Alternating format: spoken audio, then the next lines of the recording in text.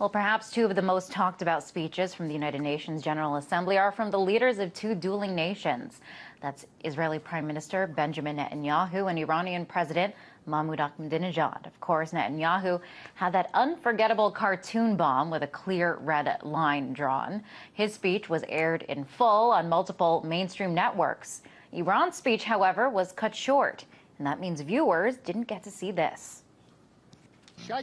There is no doubt that the world is in need of a new order and a fresh way of thinking. An order that aims to revive human dignity and believes in universal happiness and perfection. An order which is after peace, lasting security and welfare for all walks of life around the globe. An order that is founded upon trust and kindness and brings thoughts, hearts and hands closer to each other's. Authority is a sacred gift from people to their rulers, not a chance to amass power and wealth. Now, omissions like that make all the difference in how the Iranian leader is portrayed. It means the difference between a warmonger and someone opposed to war. So what else isn't being reported, and what are the ramifications of this kind of selective reporting? To discuss this, I was joined by Amber Lyon, three-time Emmy Award-winning journalist, photographer, and filmmaker. Well, I really worry here that the United States public is being led into another potential conflict with Iran, the similar way that we were led into the Iraq and Afghanistan wars, because you're starting to see the mainstream media really overhype the situation in Iran and omit important facts like what you just showed, Liz, where Ahmadinejad was saying that there are options for peace. But if you go back and you look at the way that CNN and other mainstream outlets covered that, they ignored that part of the speech. And if you look at all the propaganda being fed to the American public right now in terms of Iran, we have movies here coming out, Argo. We've got the mainstream media oversaturation of coverage of the Iran situation. And, you know, based on everything that's happening here in the U.S. with the mortgage crisis, the economy, the fact that most Americans are having problems just getting by day to day, the fact that the mainstream media is over-covering Iran only says one thing to me, and that's that the American public is being propagated into another war, Liz. And why do you think that this is happening? Well, I think that it's a use of propaganda, and this is something that goes back to the terms weapons of mass destruction. The American public was fed that phrase over and over and over leading into the Iraq war, and now we're starting to see it as far as nuclear weapons and Iran goes in the U.S., Liz, and I just fear that the public is continuing to be fed propaganda that unassuming Americans don't realize they're being fed to lead us into another potential conflict. Now, the job of the media is supposed to be, this fourth estate and to, show, all possible angles and basically just to report the truth. What do you think it is? I know that you worked for CNN. Why would it be otherwise? Why would they be presenting war propaganda, as you call it?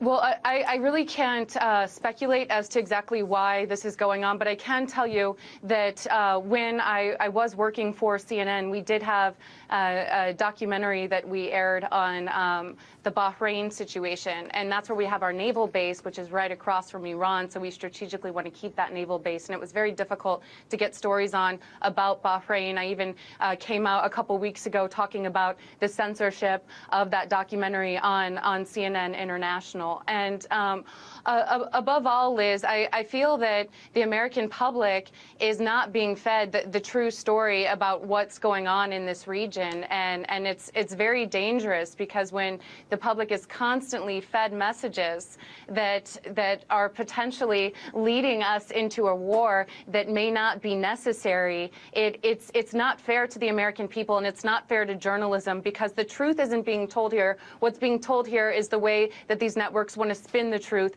and that's leading us into another potential conflict with Iran. And I've been trying to tell my followers on my Facebook page and on Twitter to really open your eyes, because once you notice and start to, you take the blindfold off, you start to see all of this anti-Iran propaganda floating through the American mainstream media, and it's symbolic of exactly what was going on before the wars in Iraq and Afghanistan, Liz.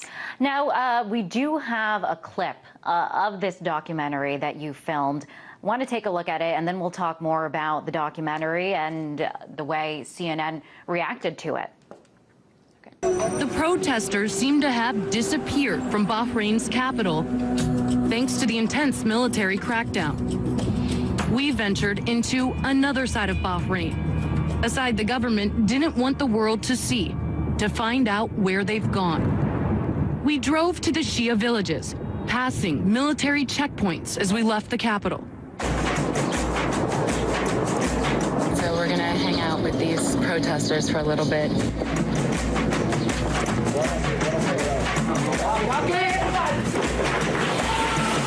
This is what the protests look like today. Young boys who've been hit with tear gas. Now, the documentary that we just saw a clip of never aired. It never aired on CNN International. Why not? Well, I still haven't been given an exact reason as to why it didn't air. I went and visited with the president of CNN International, Tony Maddox, twice on behalf of my dumbfounded crew, and we were never given an answer. And so I started investigating the situation, Liz, after several employees who'd been at the network for years approached me and said, you need to look into this, there's something going on. It's very strange they're not airing your documentary. And after some investigation, we found out that CNN International is actually making money from the Bahrain regime. They are a customer of Bahrain. Bahrain is paying CNN International to create content that shows Bahrain in a favorable light, and then air, also not only to create that content, Liz, to then air that content on CNN International. And in one of the shows, it was called I List Bahrain. It was back in 2010. It was sponsored by Bahrain. And Richard Quest was live from the country for a week talking about the Formula One race and how progressive Bahrain was and how the Crown Prince was a reformer. Well, we saw in February 2011 that under the Crown Prince's rule, the military troops shot and killed unarmed protesters in broad daylight. And this is very dangerous, because what CNN is doing, and they're not only taking money from just Bahrain, they've also produced similar content for Georgia, Kazakhstan, and other nations as well, Lebanon.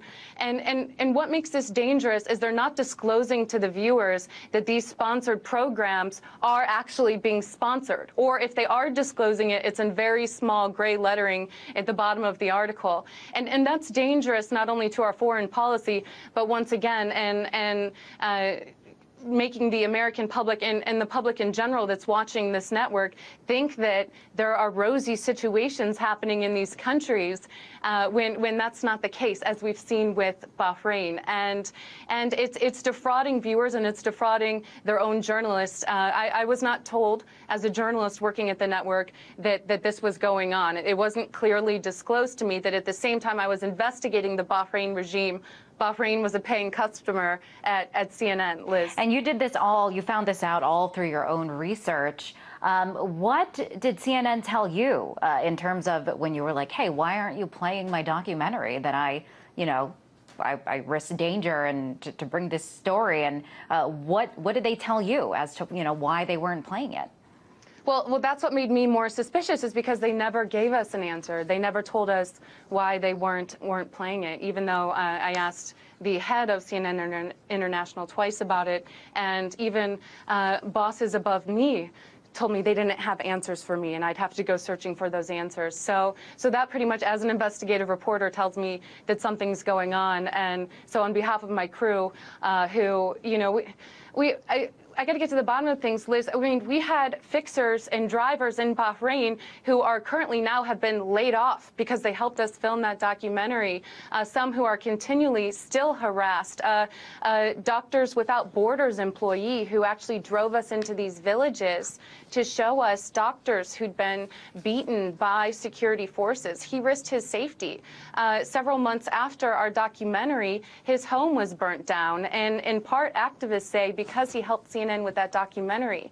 I mean, these sources, these people on the ground did not know that at the same time CNN was taking money from this regime to make rosy content that would negate their content. And they risked their lives. And I feel like CNN owes them an apology, as well as an apology to viewers and its own journalists for defrauding them with this information, Liz. Wow, Amber, really, really eye-opening, and really appreciate you coming on the show and telling us all about this. That was Amber Lyon, 3-time Emmy Award-winning journalist, photographer, and filmmaker. Thanks for having me on. Appreciate it.